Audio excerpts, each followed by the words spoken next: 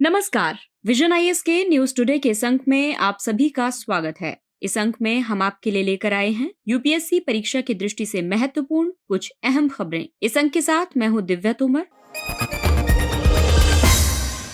आइए सबसे पहले जानते हैं इस अंक की हेडलाइंस के बारे में। प्रधानमंत्री की संयुक्त राज्य अमेरिका की राज्य की यात्रा के दौरान भारत अमेरिका संयुक्त वक्तव्य जारी किया गया। केंद्र सरकार ने विद्युत उपभोक्ताओं के अधिकार नियम 2020 में संशोधन किए। भारत और संयुक्त राज्य अमेरिका विश्व व्यापार संगठन में अपने 6 व्यापार विवादों को समाप्त करेंगे। विज्ञान और पर्यावरण केंद्र की रिपोर्ट के मुताबिक देश में केवल 5% ताप विद्युत संयंत्र SO2 उत्सर्जन के मानदंडों का पालन कर रहे हैं। औषधि तकनीकी सलाहकार बोर्ड ने गिद्धों के लिए हानिकारक 2 अन्य दवाओं पर प्रतिबंध लगाने की सिफारिश की है। और टाइटन पनडुब्बी में भयंकर अंतः विस्फोट हुआ। और आइए अब खबरों पर विस्तार से चर्चा करते हैं।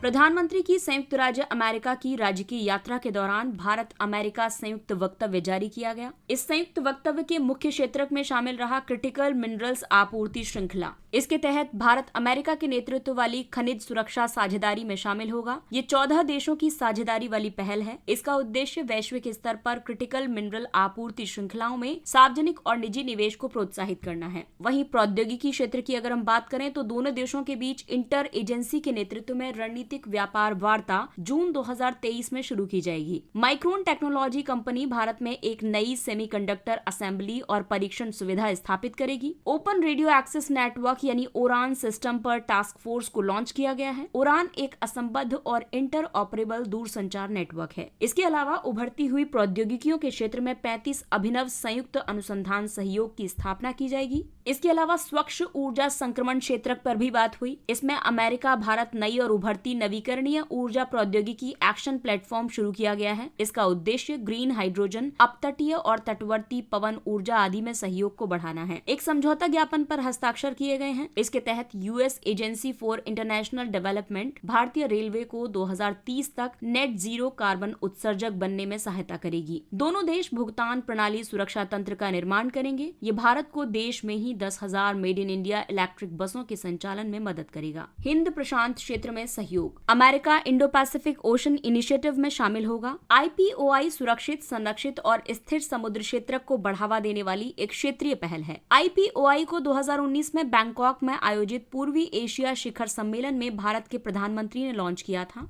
वैश्विक समृद्धि। भारत अमेरिका वैश्विक डिजिटल विकास साझेदारी को बढ़ावा दिया जाएगा। इसका उद्देश्य विकासशील देशों में डिजिटल पब्लिक इंफ्रास्ट्रक्चर के विकास और उपयोग में मदद करना है। इसके अलावा अन्य क्षेत्रों पर भी वक्तव्य जारी किया गया, जिसके तहत Indo US global challenge institutes की स्थापना की जाएगी। इसका उद्देश्य संधारणीय कृषि, स्वच्छ ऊर्जा, स्वास्थ्य, महामारी के खिलाफ तैयारी आदि में अलग अलग संस्थानों के बीच अनुसंधान साझेदारी और लोगों के आवागमन को बढ़ावा देना है।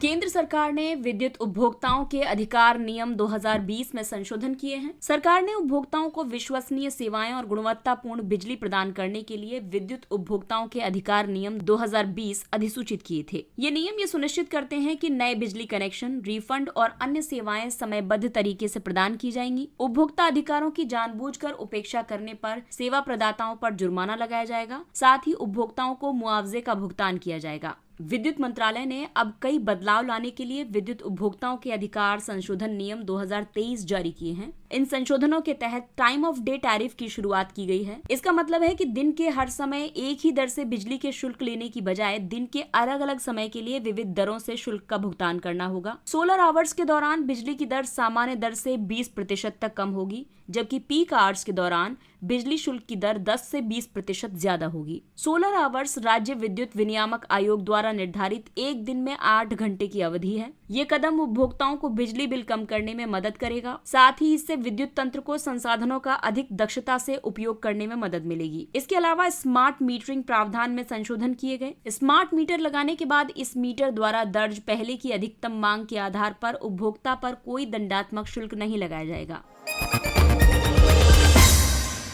और अब बात करते हैं अंतर्राष्ट्रीय संगठन WTO की। भारत और संयुक्त राज्य अमेरिका विश्व व्यापार संगठन में अपने 6 व्यापार विवादों को समाप्त करेंगे। इन 6 विवादों में से 3 भारत ने जबकि 3 अमेरिका ने दर्ज कराए हैं। इन विवादों का संबंध अर्थव्यवस्था के कुछ प्रमुख क्षेत्रों जैसे कि स्टील, एल्यूमिनियम, नवीकरणीय ऊर्जा और सौर ऊर्जा आदि से है। व्यापार विवादों को समाप्त करने से द्विपक्षीय वाणिज्य को बढ़ावा देने और आर्थिक संबंधों को मजबूत करने में मदद मिलेगी। वित्त वर्ष 2022-23 में अमेरिका भारत का सबसे बड़ा व्यापार भागीदार था। WTO में शिकायत दर्ज होने के बाद किसी विवाद को निपटाने के 2 मुख्य तरीके होते हैं। पक्षकार विशेष रूप से द्विपक्षीय परामर्श चरण के दौरान परस्पर रूप से सहमत समाधान खोज सकते हैं। इसके अलावा अधिनिर्णयन के माध्यम से इसमें समिति और अपीलीय निकाय की रिपोर्ट्स का अनुवर्ती कार्यान्वयन शामिल है। इन रिपोर्ट्स को विवाद निपटान निकाय द्वारा अपनाए जाने के बाद ये निर्णय पक्षकारों पर बाध्यकारी होता है। और आइए बात करते हैं WTO की विवाद निपटान प्रक्रिया के मुख्य 3 चरणों के बारे में। इसमें सबसे पहले पक्षकारों के बीच परामर्श किया जाता है। यदि दोनों पक्ष परामर्श से मामले को सुलझाने में सफल नहीं होते हैं तो उनमें से कोई भी पक्ष विवाद निपटान पैनल का गठन करने के लिए आवेदन कर सकता है। पैनल द्वारा दिए गए फैसले या रिपोर्ट को WTO के अपीलीय निकाय में चुनौती दी जा सकती है। वर्तमान में संयुक्त राज्य अमेरिका ने अपीलीय निकाय में सदस्यों की नियुक्ति को रोक दिया है और इस वजह से अपीलीय निकाय निष्क्रिय बना हुआ है और उसके बाद तीसरे चरण के तहत अपीलीय निकाय के फैसले का क्रियान्वयन किया जाता है। विज्ञान और पर्यावरण केंद्र की रिपोर्ट के मुताबिक देश में केवल 5% ताप विद्युत संयंत्र SO2 उत्सर्जन के मानदंडों का पालन कर रहे हैं। वर्ष 2015 में पर्यावरण, वन और जलवायु परिवर्तन मंत्रालय ने कोयला आधारित ताप विद्युत संयंत्रों के लिए पर्यावरणीय मानदंडों को अधिसूचित किया था। ये मानदंड particulate matter, sulphur dioxide, nitrogen oxide, पारा और जल के उपयोग से संबंधित हैं। कोयला आधारित ताप विद्युत संयंत्र परिवेशी वायु में आधे से ज्यादा SO2 सांद्रता, 30% नाइट्रोजन ऑक्साइड और 20% पार्टिकुलेट मैटर के लिए उत्तरदायी है। तापीय विद्युत संयंत्र के लिए उत्सर्जन मानदंडों के अनुपालन की समय सीमा को कई बार संशोधित किया गया है। इन मानदंडों का अनुपालन करने के लिए उत्सर्जन को नियंत्रित करने के लिए मौजूदा तापीय विद्युत संयंत्रों में कुछ सहायक उपकरणों या तकनीकों को शामिल करने की जरूरत होगी। ये उपकरण या तकनीक है फ्लू गैस डीसल्फराइजेशन और selective catalytic reduction. Flue gas desulphurisation जीवाश्म ईंधन आधारित विद्युत संयंत्रों की एग्जॉस्ट फ्लू गैस से और अन्य सल्फर डाइऑक्साइड उत्सर्जक प्रक्रियाओं से निकलने वाली गैस से सल्फर डाइऑक्साइड को अलग करने के लिए उपयोग की जाने वाली तकनीक है। डीसल्फराइजेशन की प्रक्रिया को अवशोषक सामग्रियों को शामिल करके पूरा किया जाता है। ये सामग्रियां स्क्रबिंग द्वारा फ्लू गैस से लगभग 95% SO2 को अलग कर देती हैं। राष्ट्रीय विद्युत योजना 2022 से 32 में उन कारकों का उल्लेख किया गया है जिनके कारण मानदंडों के कार्यान्वयन में देरी हो सकती है। फ्लू गैस डीसल्फराइजेशन के कुछ घटकों के लिए बाहरी बाजार पर निर्भरता बनी हुई है। भारतीय बाजार के लिए ये प्रौद्योगिकी अभी नई है और इसके अलावा कोविड-19 का प्रभाव भी रहा। और आइए अब चर्चा करते हैं कोयला आधारित ताप विद्युत संयंत्रों की श्रेणियों के बारे में। इसके तहत राष्ट्रीय राजधानी क्षेत्र या 10 लाख से अधिक आबादी वाले शहरों के 10 किलोमीटर के दायरे में स्थित संयंत्र आते हैं। ए श्रेणी के लिए समय सीमा है 2022 के अंत तक।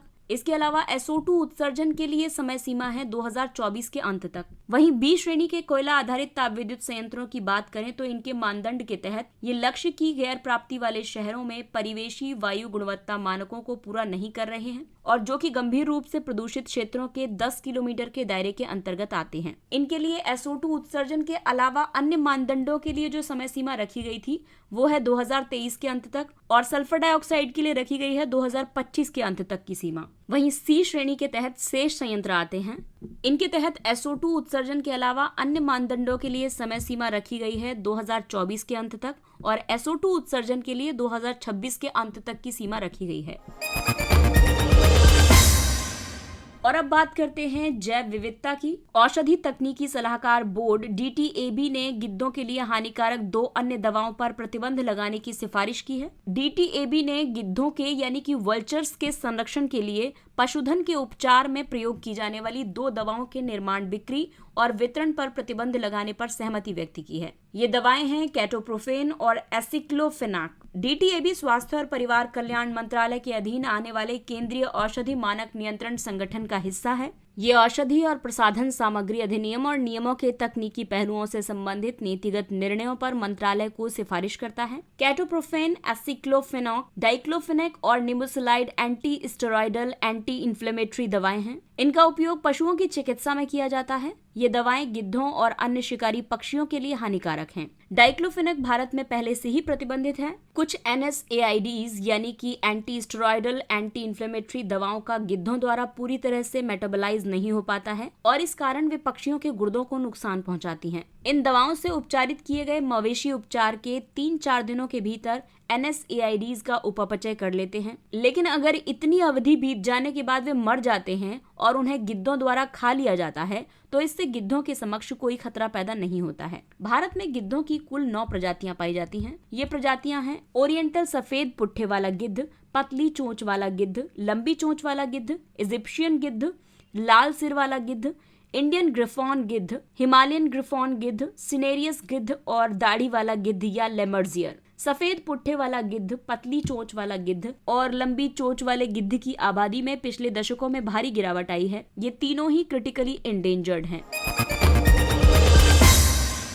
टाइटन पनडुब्बी में भयंकर अंतःस्फोट यानी इम्प्लोजन हुआ है। अमेरिकी नौसेना ने कहा है कि टाइटैनिक के मलबे को देखने के बाद गहराई में उतरने के दौरान पनडुब्बी से संपर्क टूट गया था और उसके तुरंत बाद नौसेना को अंतःस्फोट जैसी आवाजों का पता चला था। आपको बता दें कि टाइटैनिक जहाज का मलबा समुद्र तल से 3800 मीटर यानी 12,467 फीट नीचे मौजूद है।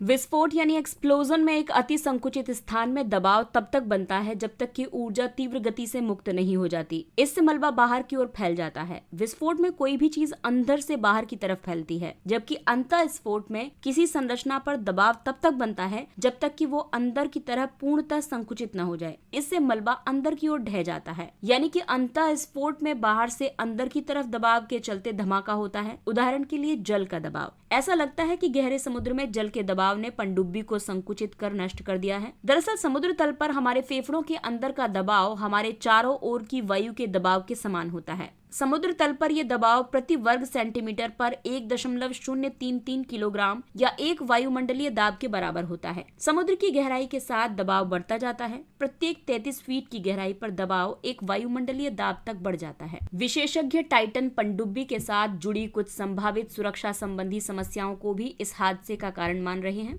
इसमें शामिल है पोत खोल यानी हल। ये चारों ओर का खोखला हिस्सा होता है जहां पर यात्री बैठते हैं। ये कार्बन फाइबर से बनाया गया था, जो समुद्र की गहराई में जाने वाले जलयानों या पनडुब्बियों के लिए काफी हद तक सही नहीं था। गहराई में गोता लगाने वाली पनडुब्बियों का पोत खोल यानी कि ह्यूल सामान्य तौर पर गोलाकार होता है, जिससे कि प्रत्येक बिंदु पर पनडुब्बी पर समान मात्रा में दबाव पड़ सके। लेकिन टाइटन पनडुब्बी का पोत खोल ट्यूब के आकार का था, इसलिए इस पर दबाव समान रूप से वितरित नहीं हो पाया। और आइए बात करते हैं कुछ अन्य महत्वपूर्ण सुर्खियों के बारे में।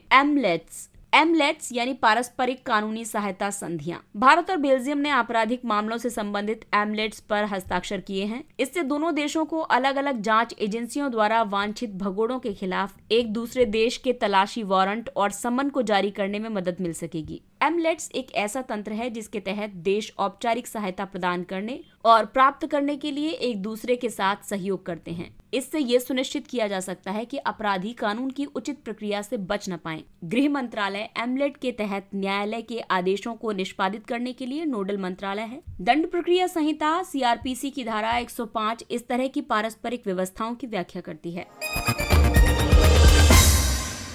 अगला टॉपिक है निहित अस्थिरता। RBI बुलेटिन के मुताबिक भारतीय रुपया सबसे स्थिर मुद्राओं में से एक है। वर्ष 2008 से इसका निहित अस्थिरता स्तर सबसे कम बना हुआ है। निहित अस्थिरता वो माप है जो मुद्रा के मूल्य में उतार चढ़ाव की संभावना के संबंध में बाजार के दृष्टिकोण का आकलन करती है। हालांकि ये इसका पूर्वानुमान नहीं लगाता है कि मूल्य परिवर्तन किस दिशा में आगे बढ़ेगा। इसे अक्सर बाजार जोखिम का प्रॉक्सी माना जा सकता है। सरकार ने असैन्य उपयोग के लिए ड्रोन और UAV निर्यात नियमों को उदार बनाया है। विदेश व्यापार नीति 2023 में उच्च तकनीकी वस्तुओं के निर्यात को सुविधाजनक बनाने के लिए उपबंध किया गया है। ये निर्णय इसी उपबंध के अनुरूप है। असैन्य ड्रोन अब ड्रोन के निर्यात के लिए सामान्य अनुमोदन के अधीन होंगे। ये 3 साल के लिए वैध एक सामान्य लाइसेंस होता है। असैन्य ड्रोन 25 किलोमीटर की दूरी तय करते हैं और 25 किलोग्राम तक पेलोड ले जा सकते हैं। इससे पहले सभी प्रकार के ड्रोन और मानव रहित सहित हवाई वाहनों को special chemicals, organisms, material, equipments and technology सूची के तहत निर्यात के लिए प्रतिबंधित किया गया था। इस कॉमेट सूची में शामिल मदों को सैन्य और असैन्य कार्यों के लिए उपयोग किया जा सकता है और इस कारण ये सूची विशिष्ट विनियमों के अधीन होती है। राष्ट्रीय ऊर्जा डेटा सर्वेक्षण और विश्लेषण 2021-22 ये ऊर्जा दक्षता ब्यूरो के तहत ऊर्जा डेटा प्रबंधन इकाई की पहली रिपोर्ट है। इस रिपोर्ट में ये कहा गया है कि 2022 तक के आंकड़ों के मुताबिक कोयले का कुल अनुमानित भंडार 3,61,411.46 मिलियन टन था। ये भंडार भारत की ऊर्जा आवश्यकता के लगभग आधे हिस्से को पूरा कर सकता है। भारत के कच्चे तेल का उत्पादन 2016-17 में 36.01 मिलियन मीट्रिक टन से घटकर 2021-22 में 29.69 मिलियन टन हो गया है। 2016-17 से 2021-22 के बीच भारत में एलपीजी का घरेलू उत्पादन 2% की चक्रवृद्धि वार्षिक वृद्धि दर से बढ़ा है। 2016-17 में भारत ने अपने घरेलू डीजल उत्पादन का 26% निर्यात किया था, जबकि 2021-22 में यह हिस्सेदारी बढ़कर 30% हो गई थी। Air independent propulsion system modules L N T और रक्षा अनुसंधान एवं विकास संगठन ने स्कॉर्पिन श्रेणी की पनडुब्बियों के लिए एआईपी मॉड्यूल्स तैयार करने के लिए एक समझौते पर हस्ताक्षर किए हैं। एआईपी एक समुद्री प्रणोदन तकनीक है। ये तकनीक गैर परमाणु पनडुब्बियों को वायुमंडलीय ऑक्सीजन के बिना संचालन करने में सक्षम बनाती है। इससे पनडुब्बियां अधिक समय तक जल में रह सकती हैं। ये पनडुब्बियों द्वारा पैदा शोर के स्तर को भी कम करती है। डीआरडीओ द्वारा स्वदेशी एआईपी यानी एयर इंडिपेंडेंट प्रोपल्शन प्रणोदन प्रणाली एक मॉड्यूलर प्रणाली है। इसे किसी भी पारंपरिक पनडुब्बी प्लेटफॉर्म के लिए आसानी से कॉन्फ़िगर किया जा सकता है। ये प्रणाली नवीन फॉस्फोरिक एसिड फ्यूल सेल तकनीक पर निर्भर करती है। अगला टॉपिक है जोहा चावल। वैज्ञानिकों ने जोहा चावल के न्यूट्रास्यूटिकल गुणों की खोज की है। साथ ही लिनोलिक एसिड यानी ओमेगा 6 और लिनोलेनिक एसिड यानी ओमेगा 3 नामक 2 असंतृप्त फैटी एसिड का पता लगाया है। जोहा असम का एक भौगोलिक संकेतक टैग प्राप्त चावल है। जोहा चावल में व्यापक रूप से उपयोग किए जाने वाले गैर सुगंधित किस्म के चावल की तुलना में ओमेगा 6 और ओमेगा 3 के बीच अधिक संतुलित अनुपात पाया जाता है। जोहा छोटे दाने वाला शीतकालीन धान है। ये अपनी विशेष सुगंध और स्वाद के लिए जाना जाता है। जोहा की किस्में ज्यादातर छोटी या मध्यम दाने वाली होती हैं। इनकी उपज क्षमता बहुत कम होती है। ये रक्त शर्करा को कम करने और मधुमेह को शुरुआत में ही रोकने में प्रभावी हैं। ये चावल कई एंटीऑक्सीडेंट्स, फ्लेवोनॉइड्स और फेनोलिक्स से भी समृद्ध हैं। अगला टॉपिक है क्लाउड सीडिंग। आईआईटी कानपुर ने क्लाउड सीडिंग के लिए एक सफल परीक्षण उड़ान आयोजित की। अलग अलग पदार्थों या रसायनों को बादलों में जानबूझकर प्रवेश कराया जाता है। प्रवेश करने के बाद वे संघनन अणु की भूमिका निभाकर वर्षा कराने में सहायता करते हैं। ये प्रक्रिया क्लाउड सीडिंग कहलाती है। क्लाउड सीडिंग सामग्रियों में लवण के कण, सिल्वर आयोडाइड, शुष्क बर्फ, पोटेशियम आयोडाइड, प्रोपेन आदि शामिल हैं। ये घटक बादलों का निर्माण करने वाले जल वाष्प कणों से बंध जाते हैं। संयुक्त कण यानी सीडिंग सामग्री और जल वाष्प थोड़े बड़े हो जाते हैं और बदले में अधिक जल वाष्प कणों को आकर्षित करते हैं, जब तक कि वे बूंदें नहीं बन जाते हैं। अंत में वे भारी होकर वर्षा की बूंदों के रूप में भूमि पर गिरते हैं।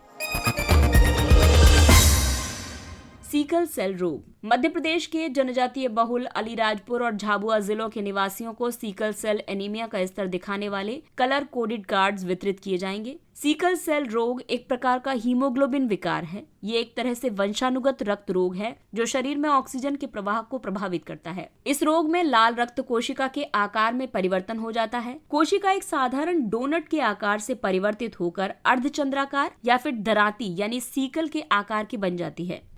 विकृत कोशिकाओं में ढलनशीलता यानी कि प्लास्टिसिटी की कमी होती है। इस कमी से वे छोटी रक्त वाहिकाओं को अवरुद्ध कर सकती हैं, जिससे रक्त प्रवाह बाधित हो सकता है और इस स्थिति के कारण लाल रक्त कोशिकाओं का जीवन काल कम हो जाता है। बाद में वे एनीमिया का रूप ले लेती हैं, जिसे अक्सर सीकल सेल एनीमिया कहा जाता है। उपनिषद। प्रधानमंत्री ने अपनी अमेरिका यात्रा के दौरान अमेरिकी राष्ट्रपति को द 10 प्रिंसिपल उपनिषद 1937 पुस्तक का पहला संस्करण उपहार में दिया। इस पुस्तक को संस्कृत से अनुवाद करके लिखा गया है। ये अनुवाद श्री पुरोहित स्वामी और आयरिश कवि W.B. यीट्स ने किया था। W.B. यीट्स 1923 में साहित्य में नोबेल पुरस्कार के विजेता थे। उपनिषद को वेदांत के रूप में भी जाना जाता है। ये मानवता और ब्रह्मांड के बीच सत्ता मीमांसा विषयक यानी ऑन्टोलॉजिकल संबंध के बारे में विचार प्रस्तुत करते हैं। इन ग्रंथों की दो व्यापक श्रेणियां हैं, यानी कि श्रुति और स्मृति। श्रुति यानी कि प्रकट और स्मृति जो कि याद किया गया है। श्रुति में 4 वेद, ब्राह्मण, आरण्यक और उपनिषद शामिल हैं। लगभग 800 से 500 ईसा पूर्व के उपनिषदों में देहांतरण या पुनर्जन्म जैसी अवधारणाओं पर चर्चा की गई है। 10 मुख्य उपनिषद हैं ईश, केन, कठ, प्रश्न, मुंडक, मांडुक्य, तैत्तिरीय, ऐतरेय, छांदोग्य और बृहदारण्यक। अगला टॉपिक है शिकोकू द्वीप। शिकोकू की तीर्थ यात्रा में 88 बौद्ध मंदिर शामिल हैं। इनमें से प्रत्येक मंदिर बौद्ध भिक्षु कुकाई से संबद्ध माना जाता है। कुकाई को शिंगोन बौद्ध धर्म की स्थापना का श्रेय दिया जाता है। शिकोकू जापान के 4 मुख्य द्वीपों में सबसे छोटा होता है। अन्य 3 द्वीप हैं होकाइडो, होन्शु और क्यूशु। शिकोकू मुख्य द्वीप होन्शु के दक्षिण में स्थित है। इसकी सीमा दक्षिण में प्रशांत महासागर से लगती है। शिकोकू में कोई ज्वालामुखी नहीं है, लेकिन इसमें एक विशाल भ्रंश घाटी है। शिकोकू का उच्चतम बिंदु है माउंट इशुजुची और यहाँ की नदियां हैं योशिनो और शिमांतो, जो कि जापान का एकमात्र बिना बांध वाला जलमार्ग है। और आइए बात करते हैं सुर्खियों में रहे व्यक्तित्व के बारे में। शंकर त्र्यंबक धर्माधिकारी, ये दादा धर्माधिकारी के नाम से भी प्रसिद्ध हैं। ये एक भारतीय स्वतंत्रता सेनानी और गांधीवादी विचारक थे। उन्होंने असहयोग आंदोलन और भारत छोड़ो आंदोलन में भाग लिया था। वे गांधी सेवा संघ के सक्रिय सदस्य थे। वो मध्य प्रदेश विधानसभा और कॉन्स्टिट्यूएंट काउंसिल के सदस्य चुने गए थे। शंकर त्र्यंबक धर्माधिकारी ने अपना ज्यादातर समय दलितों और महिलाओं की उन्नति के प्रति समर्पित किया था। उन्होंने वैचारिक क्रांति का समर्थन किया था। उनके आचार्य विनोबा भावे के साथ बहुत घनिष्ठ संबंध थे। धर्माधिकारी ने भूदान आंदोलन में भी भाग लिया था। इनके नैतिक मूल्य थे करुणा, दया, ईमानदारी और अहिंसा। इसके साथ ही ये अंक समाप्त होता है। अगले अंक में फिर मुलाकात होगी कुछ अन्य महत्वपूर्ण खबरों के साथ। तब तक अपने लक्ष्य के लिए तत्पर रहिए और अगर आपको हमारा कंटेंट अच्छा लगता है तो इसे लाइक, सब्सक्राइब और शेयर जरूर करें। और अब हमें यानी विजन IAS की पूरी टीम को दीजिए इजाजत। नमस्कार।